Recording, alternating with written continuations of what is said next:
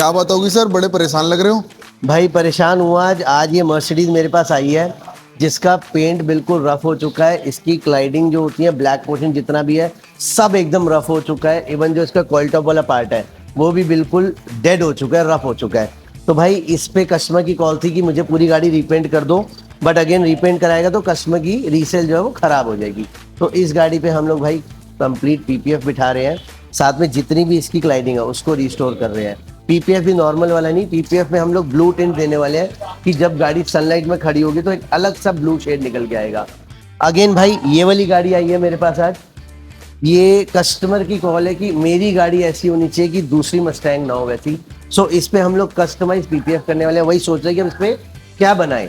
तो भाई इस गाड़ी को जब हम तैयार करेंगे, जब हम बनाएंगे तो ये गाड़ी यहाँ से निकलेगी, एक लौती मस्टैंग ऐसी होगी जो इस लुक में बाहर आएगी, ऐसी दूसरी मस्टैंग नहीं होगी भाई।